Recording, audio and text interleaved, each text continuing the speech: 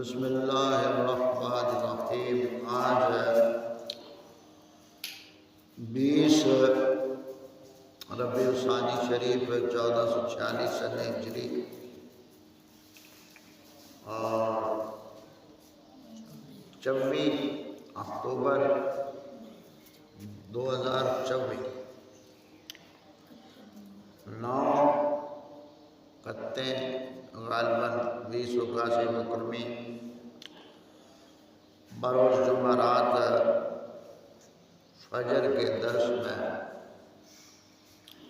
حسب ترتیب عقائد حضور غوث پاک رضی اللہ تعالیٰ عنہ کے حوالے سے سلسلہ رواں دواں ہے۔ کل ہم نے فقہ اس کا معنی سمجھا، فقہ کا معنی سمجھا ہم نے، اور اجمالی طور پر اس کی ہم نے مقاصد فقہ کے حوالے سے کچھ باتیں کی تھیں۔ تفصیل آج ہم کچھ پڑھیں گے۔ اور حضور غوث پاک رضی اللہ تعالیٰ عنہ نے کتاب الغنیہ میں یہ بات احکام شرعیہ عملیہ کی تفصیل لکھی ہے۔ اب دوسرے جو مکاتب فکر والے ہیں وہابی، وہ ان احکام شرعیہ کی تفصیل کو نہیں مانتے، یعنی درجہ بندی جو ہم نے احکام شرعیہ عملیہ پڑھے ہیں نا 11 چیزیں، ان کے وہابی قائل نہیں ہیں۔ زبان سے کہتے رہے، کتابوں میں انہوں نے لکھا ہوا ہے، لیکن مانتے نہیں ہیں۔ اگر مانتے ہوتے اس درجہ بندی کو تو پھر اس طرح کی باتوں سے وہ عوام کو گمراہ نہ کرتے۔ حضور غوث پاک رضی اللہ تعالیٰ عنہ نے یہ درجہ بندی احکام کی بیان فرمائی ہے، یعنی جیسے شرائط ہیں، فرائض ہیں، سنن ہیں، واجبات ہیں، مکروہات ہیں، مستحبات ہیں، جو ہم نے پڑھی ہیں باتیں احکام شرعیہ عملیہ میں۔ تو اسی مناسبت سے ہم ان باتوں کو آج تھوڑا سا مزید دہرا لیں تاکہ آگے ہمیں احکام سمجھنے میں آسانی ہو۔ تو یہ جو تقسیم ہے درجہ بندی کی احکام کے حوالے سے کہ فلاں چیز کیا ہے جی فرض، فلاں چیز کیا ہے واجب، فلاں چیز کیا ہے سنت مؤکد، فلاں چیز کیا ہے سنت غیر مؤکد، فلاں چیز کیا ہے مستحب، فلاں چیز کیا ہے بھئی حرام ہے یہ شرع، فلاں چیز کیا ہے جی یہ مکروہ تحریمی ہے، فلاں چیز کیا ہے جی احسان ہے گناہ کا کام ہے، فلاں چیز کیا ہے جی یہ مکروہ تنزیہی ہے، فلاں چیز کیا ہے جی یہ خلاف اولا ہے، اور پھر ایک چیز جو مباح ہے، شرع مباح، جائز یا ناجائز، شرع مباح، کرنا نہ کرنا جس کا برابر۔ تو یہ احکام شرعیہ وہ لوگ نہیں مانتے۔ اب ان سے کہیں نا بھائی رفع یدین جو آپ اتنا ڈنڈورا پیٹتے ہو کہ رفع یدین کرو، نماز میں رفع یدین کرو، تو اب اس سے اگر یہ پوچھیں بھئی اس رفع یدین کا شرعی حکم بتاؤ کیا ہے، کیا یہ رفع یدین نماز میں جو آپ کرتے ہیں اور اتنا ڈنڈورا آپ پیٹتے ہیں، پہلے ہمیں یہ بتاؤ کہ اس کا شرعی حکم کیا ہے، کیا یہ فرض ہے؟ کہیں گے نہیں۔ کیا یہ واجب ہے؟ کہیں گے نہیں۔ اگر ہم پوچھیں بھئی اگر ہم رفع یدین نہیں کرتے تو ہماری نماز ہو جاتی ہے یا نہیں، ہاں یا نہ میں جواب دیں تو یہ جواب نہیں دیں گے، کہیں گے بھئی آپ دیکھیں نبی پاک نے جو کام کیا ہے وہ ہمیں کرنا ہے بس۔ یہ آگے سے وہ ڈرامہ رچائیں گے۔ اب ہم ان سے پوچھتے ہیں کہ تم زیادہ ڈھنڈورا پیٹتے ہو 2 رکعت نفل کا، یہ مغرب سے پہلے اور بعد میں، تو کیا یہ فرض ہے نفل، واجب ہے سنت ہے، کیا ہے؟ کوئی درجہ بندی ان کے ہاں نہیں ہے۔ بہرحال یہ بنیادی بات اس لیے میں بتا رہا ہوں کہ ان چیزوں کو آپ طلباء سمجھیں اور سامعین بھی سمجھیں ان باتوں کو کہ درجہ بندی جب تک آدمی دین میں نہیں رکھتا تب تک اسے ہدایت نہیں مل سکتی۔ درجہ بندی کے حوالے سے ہم نے پہلے 2 درس پڑھے بھی ہیں، ذوات مقدسہ کے حوالے سے درجہ بندی اور احکام کے حوالے سے درجہ بندی۔ تو شریعت میں درجہ بندی ہے، شریعت نام ہی درجہ بندی کا ہے، اور درجہ بندی آپ ہر چیز کو اس کے درجے پر رکھیں گے تو آپ مومن ہیں۔ اگر آپ اس درجے سے نیچے اوپر ہو جائیں گے تو آپ گمراہی کے راستے پہ ہیں۔ یہ بات ہمیشہ ذہن میں رکھنی ہے، درجہ بندی ضروری ہے۔ تو اس حوالہ سے ہم اسی درجہ بندی کو سمجھنے کے لیے احکام شرعیہ عملیہ کو ایک بار پھر ہم دہرا لیں۔ کتنی چیزیں ہیں یہ؟ 11۔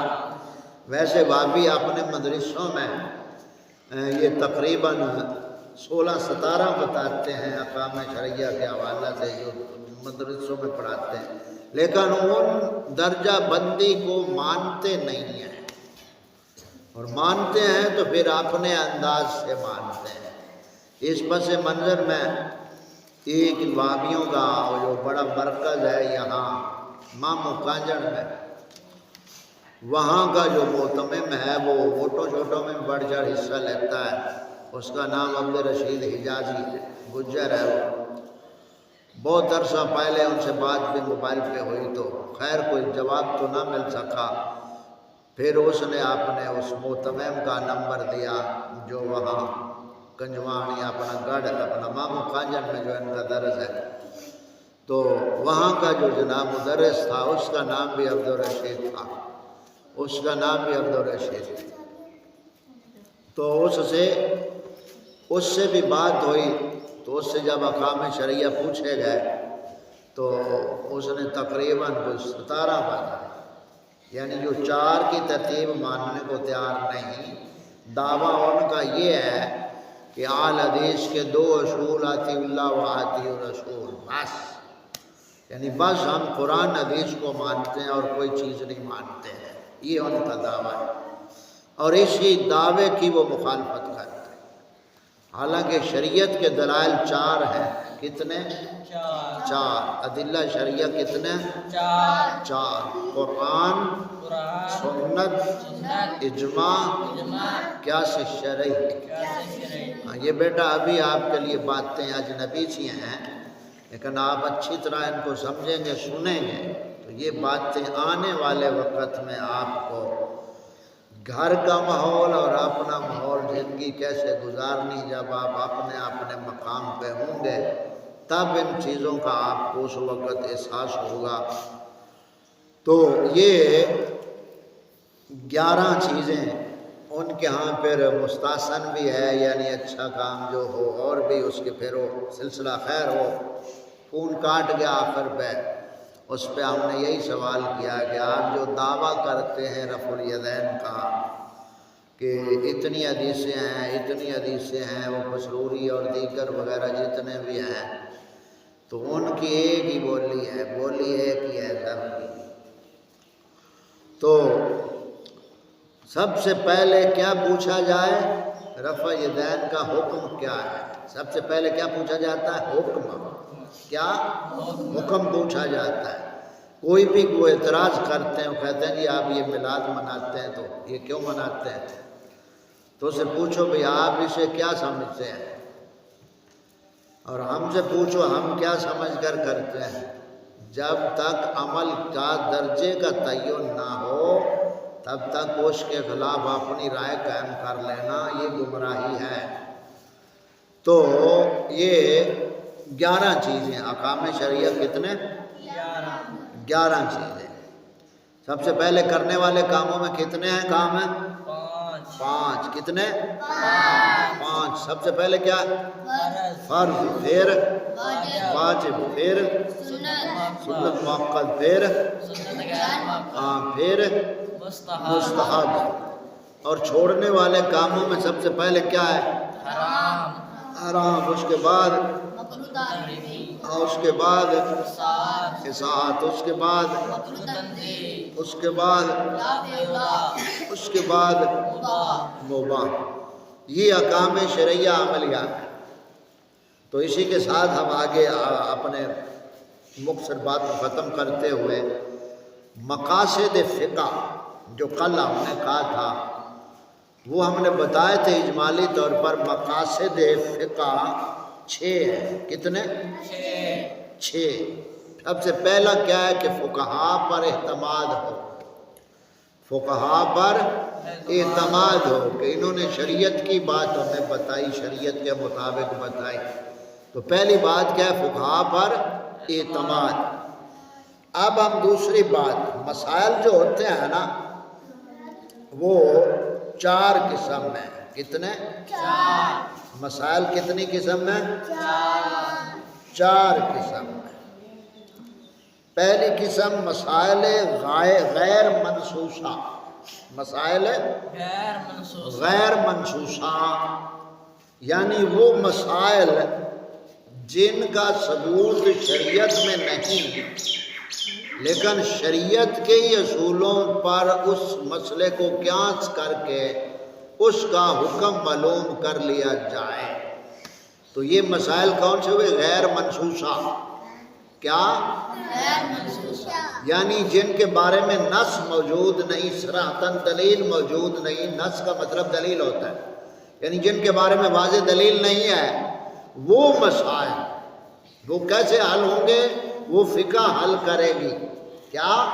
فقہ حل کرے گی۔ اس کی مثال سمجھیں، فارمی مرغی ہے نا، اب فارمی مرغی کا ثبوت قرآن و سنت شریعت میں کہیں نہیں ہے کہ یہ مرغی حلال ہے یا حرام، بلیلر ہے، اس کا نص میں تو کہیں ثبوت ہی نہیں۔ تو پوچھے ان سے بھئی یہ جو کہتے ہیں ہمیں یہ درجہ بندی کی ضرورت نہیں ہے، تو اب وہ بھی کھاتے ہیں، سارا جہان کھا رہا ہے یا نہیں؟ فارمی مرغی کو، فارمی انڈے کو کھا رہے ہیں نا، تو یہ مسئلہ تو درپیش آ گیا بھئی یہ حلال ہے یا حرام ہے، تو سب کہتے ہیں حلال ہے اور حلال ہے، لیکن کوئی اس کی دلیل موجود نہیں ہے، تو اب یہ کیسے حلال ہوئی؟ فقہاء کے اجتہاد سے جو انہوں نے اصول اپنی کتابوں میں لکھے، انہی اصولوں پہ قیاس کر کے اس کی حلت کا حلال ہونے کا فتویٰ دیا، تو جائز ہے یہ۔ تو یہ پہلی قسم ہوگی مسائل غیر منصوصہ۔ دوسری قسم ہے مسائل متعارضہ۔ مسائل متعارضہ یعنی ایسے 2 مسئلے، ایسی 2 روایتیں حدیثیں آ گئیں جن کا آپس میں تعارض آ گیا، ایک حدیث پاک میں اور حکم ہے، دوسری میں اور حکم ہے، اب دونوں متعارض آ گئیں آپس میں، تو اب اس کا حل کیا کیسے کیا جائے بھائی؟ تو اس کا حل ہمیں کون بتاتی ہے؟ فقہ۔ کیا؟ فقہ اس کا حل بتاتی ہے۔ مسائل متعارضہ یعنی جب ایک مسئلہ میں تعارض آ جائے، ایک مسئلہ میں تعارض آ جائے، ایک آیت میں کچھ اور دوسری میں کچھ، اسی طرح حدیث مبارکہ میں کچھ اور ایک میں کچھ اور دوسری میں کچھ اور حکم آ جائے، تو تعارض آ گیا، یعنی بظاہر ایک دوسرے کے ہمیں مخالف 2 آیتیں نظر آ رہی ہیں، اب ان کا حل کیسے ہوگا وہ بھی فقہاء ہمیں بتائیں گے۔ اس کی ایک مثال آپ سمجھ لیں، قرآن پاک سے پہلے ہم نے جیسے وہ مثال پڑھی وہ دونوں آیتیں ہیں، اسی طرح مثال دیکھیں قرآن پاک میں فقہ کے حوالے سے ثلاثہ قروء کے لفظ آتے ہیں۔ ثلاثہ قروء یعنی جب عورت کو طلاق دی جائے تو 3 طہر کے بعد دی جائے، یعنی طہر میں طلاق دی جائے اور 3 طہر گزر جائے، 3 طہر، اور اس کو بعض میں فقہاء نے 3 حیض کہا، بعض نے 3 طہر کہا۔ طہر کا معنی ہوتا ہے پاکی کے دن، اور حیض کے معنی ہوتے ہیں پلیدی کے دن، ناپاکی کے دن۔ تو اب یہ اختلاف ہے، لفظ ایک ہی قرآن پاک میں ثلاثہ قروء 3 طہر یعنی 3 پاکی کے دن، یعنی 3 پاکی کے دن جو دن مہینے ہیں ان کی طہارت۔ تو اب اس کا اختلاف ہے، لیکن ہمارے ہاں کیا ہے کہ طہر میں طلاق دی جائے، پاکی کے دنوں میں طلاق دی جائے، بالفرض اگر دینی پڑ جائے اللہ تعالیٰ ایسا وقت نہ لائے، لیکن دوسرے جو کہتے ہیں وہ کہتے ہیں بھئی ایام حیض میں بھی دے دیں۔ تو یہ یعنی ایک مثال تو ہمیں مختصر طور پر مثال سمجھے، باقی یہ تفصیلی گفتگو بہت زیادہ ہے۔ یہ تیسری قسم آ گئی۔ تیسری قسم آ گئی مسائل محتملہ یعنی ایسے مسائل کہ جس میں کئی معنوں کا احتمال پایا جائے، یعنی یہ معنی بھی ہو سکتا ہے، یہ بھی ہو سکتا ہے اس لفظ کا، اس کو مسائل محتملہ کہتے ہیں۔ تو یہ جو اجمال ہے اس کی تفسیر بھی فقہ کرے گی۔ یہ تیسری چیز، اس کی مثال ہم دیکھیں، مسائل محتملہ کی مثال ہم دیکھیں تو اس میں ہمیں فاتحہ کے مسئلے کو ہم بطور مثال لے لیتے ہیں کہ امام کے پیچھے فاتحہ پڑھنی چاہیے یا اکیلا فاتحہ پڑھے۔ اب یہ احتمال ہے کہ دونوں معنی، لا صلاۃ الا بفاتحۃ الکتاب، اس کی نماز نہیں جس نے فاتحہ نہیں پڑھی، اور دوسری حدیث پاک کہ امام اسی لیے بنایا گیا کہ اس کی اقتداء کرو، جب امام تکبیر کہے تو تم تکبیر کہو، جب امام قرات کرے تو تم قرات کرے تو تم چپ ہو جاؤ، یعنی وہاں خاموشی ہے۔ تو یہ ایک دلیل۔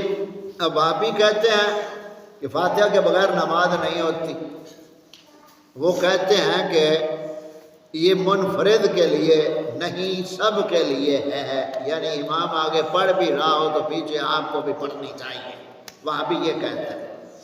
اور ہمارا جو عقیدہ کیا فقہاء نے جو بیان فرمایا وہ یہ ہے کہ فاتحہ اکیلے کے لیے ہے، یعنی جب آدمی جماعت سے علیحدہ نماز پڑھتا ہے تو فاتحہ پڑھتا ہے، جب امام کے پیچھے ہوتا ہے تو آگے امام فاتحہ پڑھتا ہے، اور امام کا پڑھنا مقتدی کا پڑھنا ہے، لہذا امام کے پیچھے ہم فاتحہ نہیں پڑھتے۔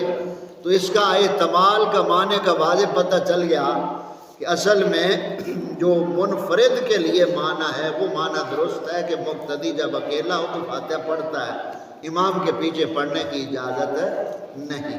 اور یہی باتیں آگے ہم اسی غنیت طالبین کے حوالے سے اگلے دروس میں ہم بیان بھی کریں گے۔ تو یہ تیسری قسم ہو گئی مسائل محتملہ۔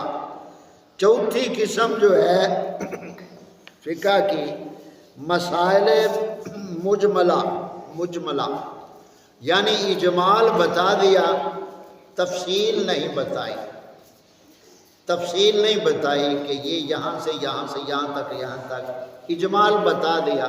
اس کی مثال آپ دیکھیں، وضو ہم کرتے ہیں، قرآن پاک نے یہ تو بتا دیا فاغسلوا وجوہکم، اپنے منہوں کو دھوو، اپنے چہروں کو دھوو، یہ قرآن پاک میں آ گیا۔ لیکن قرآن پاک نے یہ تفصیل نہیں بیان کی، نہ حدیث پاک نے یہ تفصیل بیان کی کہ چہرہ کہاں سے کہاں تک دھونا ہے، یہ تفصیل بیان نہیں کی، اجمال بیان کر دیا کہ آپ نے چہرے دھوو، منہ کو دھوو وضو میں، لیکن اس کی حد نہیں بتائی کہ کہاں سے کہاں تک دھونا ہے۔ اب یہ حد بتائی کس نے؟ فقہاء نے۔ تو یہ مسائل مجملہ ہو گئے، یعنی اجمال جن مسئلوں میں ان کی تفصیل جو ہے یا تعین حدود ہے وہ فقہاء بیان کرتے ہیں۔ تو اس حوالے سے یہ بات سمجھ آ گئی۔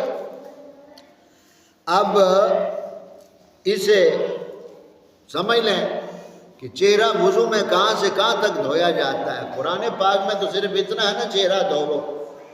اب وہابی سے آپ یہی پوچھ لیں بھئی قرآن پاک میں تو ہے چہرہ دھوو، منہ دھوو، وضو میں منہ دھوو، وہ کہے گا ہاں دھونا فرض ہے۔ تو اب اسے پوچھا جائے بھئی کتنی حد ہے، چہرے کی حد کتنی ہے جہاں تک دھونا فرض ہے ایک بار؟ اب وہ کہے گا بھئی یہاں سے یہ بال جہاں سے اگتے ہیں تو پھر یہ ٹھوڑی کے نیچے تک، جیسے ہم بتاتے ہیں۔ اب اسے پوچھو بھئی یہ حدیث میں ہے، قرآن میں تو صرف یہ لکھا ہے کہ چہرہ دھوو، اب چہرہ کہاں سے کہاں تک ہے شرعاً، اس کی تفصیل نہیں ہے کہیں، وہ فقہاء بیان کرتے ہیں۔ تو یہ قیاس ہوتا ہے، اس لیے قیاس ہمارا جو ہوتا ہے وہ شرع میں دلیل ہوتی ہے، لیکن قیاس نص کے مقابلے میں نہیں ہوتا ہے۔